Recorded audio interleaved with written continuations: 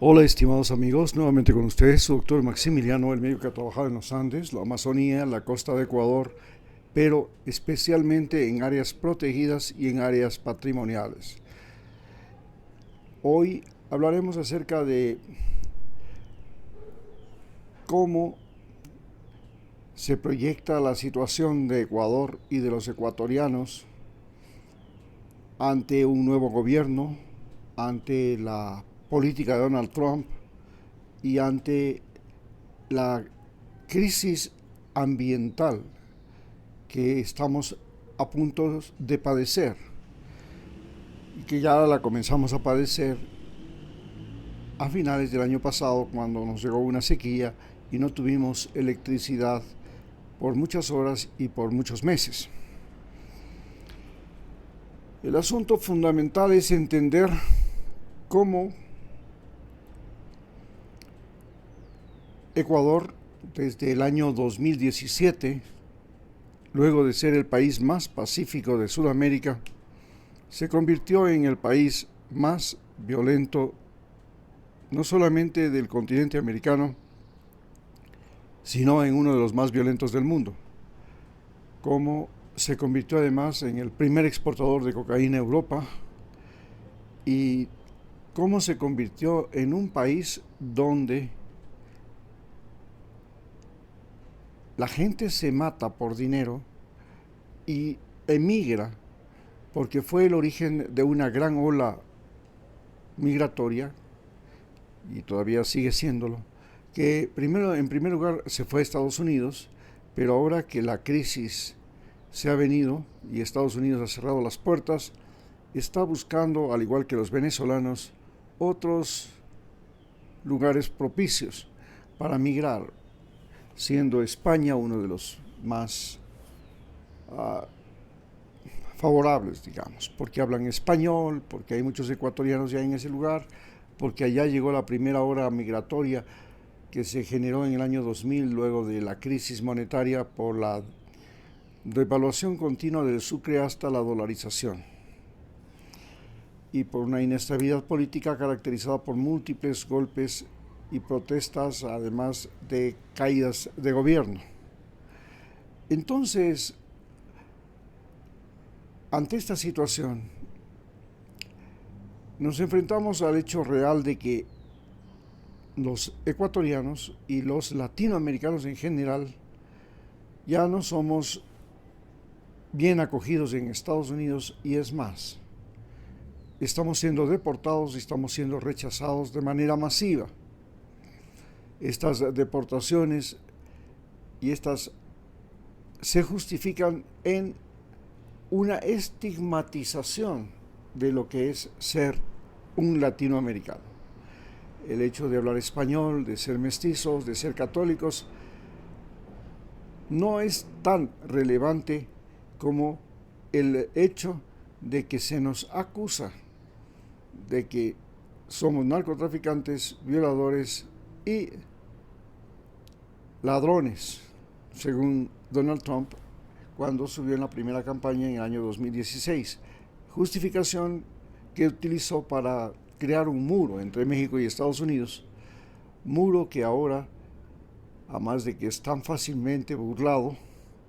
significa en la realidad que el Tratado de Libre Comercio entre Canadá, Estados Unidos y México no tiene ya sentido, y que las relaciones entre Estados Unidos y América Latina están en su peor momento. Pero Donald Trump, al igual que en el año 2016, que logró que en el gobierno de Ecuador el traidor Lenin Moreno se posesionara como presidente, entregara a Julian Assange, permitiera una base marina, nuevamente el retorno de los norteamericanos a la base de Manta, y declarara la guerra al narcotráfico, guerra que desde el 2016 hasta la fecha la vivimos, y esto ya estamos hablando desde 2017 hasta la fecha, eso significa ya 8 años de guerra al narcotráfico, que, por cierto, la estamos perdiendo. Se convirtió luego en el hecho real de que subió al poder, comenzaron los denominados narcogobiernos. Los narcogobiernos son Guillermo Lasso, presidente, que era un narco lavador de dinero, es decir, su banco, el Banco de Guayaquil, era un lugar donde se lavaba dinero, especialmente en Panamá, en Estados Unidos, donde tiene filiales o tiene empresas offshore que lavaban dinero. Justamente este hecho de ser un lavador de dinero es lo que le relacionó con Tristan Hitka, aquel jefe de la mafia albanesa, que actualmente el día de esta semana ha sido capturado en Arabia Saudita y ahora lo reclaman Ecuador y España para que revele cómo era el funcionamiento del tráfico de drogas que convirtió al Ecuador en el primer exportador de drogas a Europa, pero además convirtió al Ecuador en un campo de guerra entre las mafias europeas, entre esas la mafia albanesa y las mafias italianas, como la 'Ndrangheta, que enfrentan especialmente en Guayaquil a la mafia colombiana y a las mafias mexicanas, que eran los carteles que tenían el control de la mayor cantidad de droga que circulaba por Ecuador, pero que desde que llegaron los albaneses, gran parte de esa droga fue desviada a España y a Europa en general, y esto creó conflictos y luchas por territorio, luchas por cargamento, luchas por espacios, como por ejemplo el control y apropiación de los puertos de Ecuador, que se consiguieron gracias al cuñado del presidente, que a su vez estaba vinculado o sobornado por la mafia albanesa, debido a que este señor, ya un señor ochentón, el cuñado del presidente Guillermo Lasso, el fundador del Banco de Guayaquil, tenía ciertas taras sexuales y cierta demencia senil que permitió a la mafia albanesa filmarlo en su departamento en el edificio San Francisco 300 de Guayaquil, tratando o, como se dice, pervirtiendo a menores de edad para sus delirios sexuales. Entonces, de ahí comienza una extorsión de la mafia albanesa al cuñado del presidente, pero además la mafia albanesa se relaciona con Cherres, que es un aliado importante del cuñado del presidente, y este a su vez consigue financiamiento para la campaña electoral del presidente Guillermo Lasso. Una vez en el poder, Guillermo Lasso entrega prácticamente el control, la custodia de los puertos a la mafia albanesa, que convierte a los puertos de Ecuador, especialmente de Durán, es decir, a los dos lados del río Guayas, el puerto de Machala, Durán y Guayaquil, que están en la desembocadura del Golfo de Guayaquil, del río Guayas, en los mayores puertos exportadores de narcóticos de Ecuador a Europa, porque las costas y demás playas del Corte, especialmente de Manabí y Esmeraldas, seguían siendo las principales puertos de salida de la droga con destino a Estados Unidos, fundamentalmente en mini submarinos y lanchas rápidas.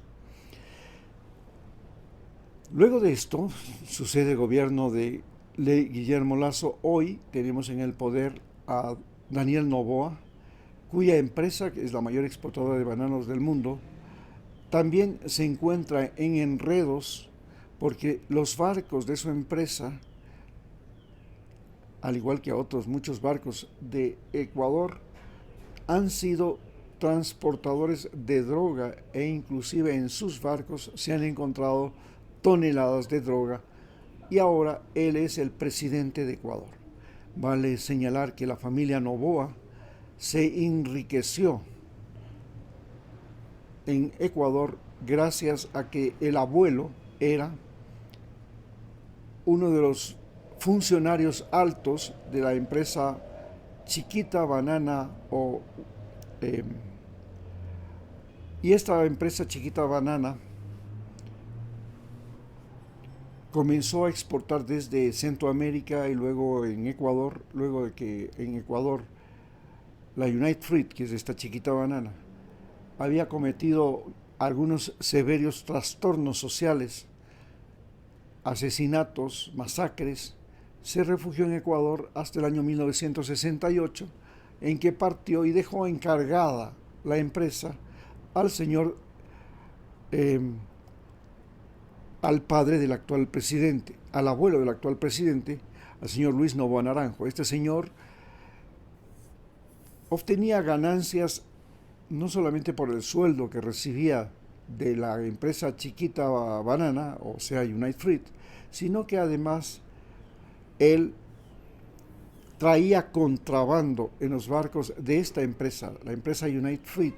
que llevaba banano a Estados Unidos y de Estados Unidos traía a su vez contrabando. Es así que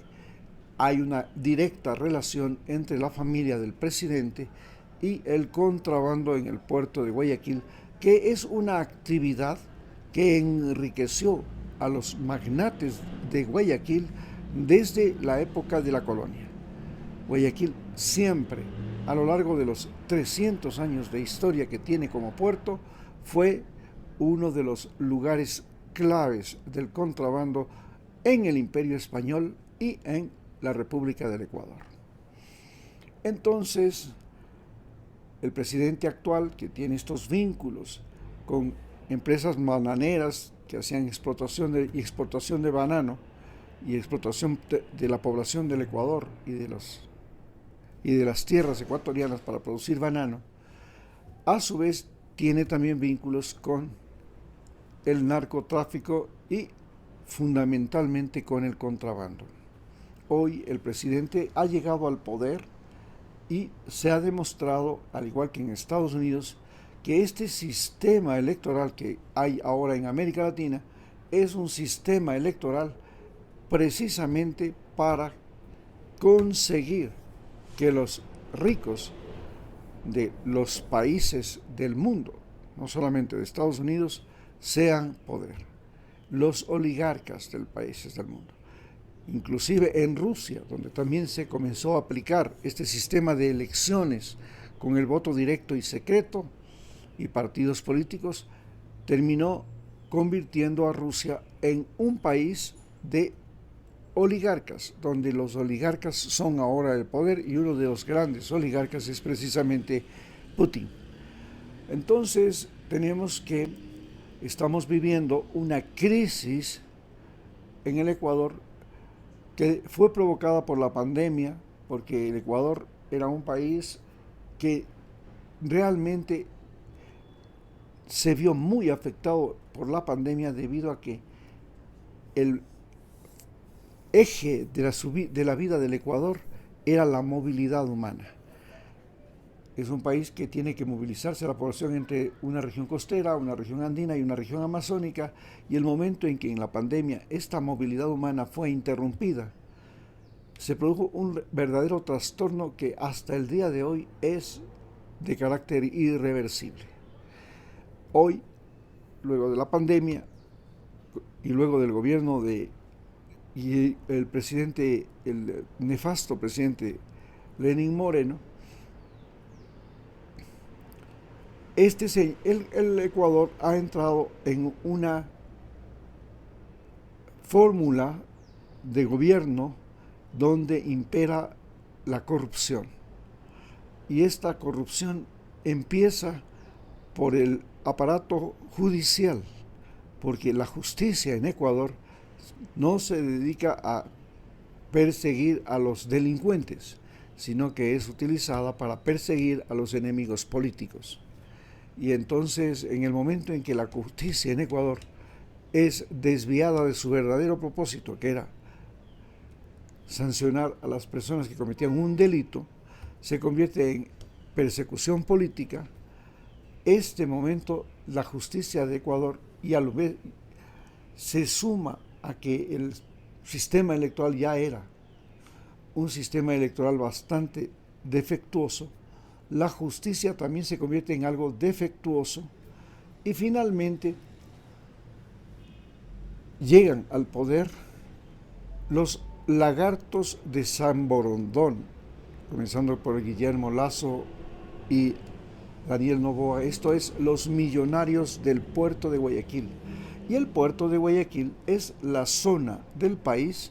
más corrupta, más violenta, más insegura que existe en el país. Y es precisamente la gente de esta región del país, del área 8, la que se toma el poder en el Ecuador. Y desde ahí controlan a toda la vida de los ecuatorianos, creando en el Ecuador un estado de zozobra, un ambiente en el cual las personas desayunan, almuerzan y merienda con noticieros llenos de crímenes, de secuestros, de extorsiones, de trampas políticas, de anormalidades en todos los aspectos. Y esto hace que hoy nosotros los ecuatorianos estemos prácticamente psicoseados y nosotros sintamos que estamos sin alternativas, porque si bien Rafael Correa fue un gobierno extraordinariamente bueno para el Ecuador, y como siempre les digo, fue una luz en la noche neoliberal, desgraciadamente a Rafael Correa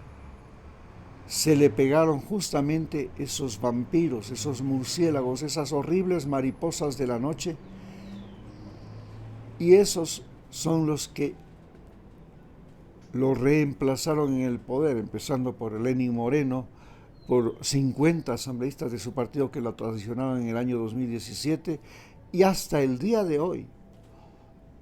precisamente en esta semana, un nuevo traidor de Revolución Ciudadana emerge. Es decir, el problema de Rafael Correa fue que no tiene un partido con gente que sea moralmente solvente, sino que él es, o bajo su luz, bajo su imagen, bajo su partido, se esconden las alimañas más miserables que ha tenido la política ecuatoriana, comenzando por Lenín Moreno y terminando hoy en un asambleísta Peña que acaba de traicionarlo. Muchas gracias.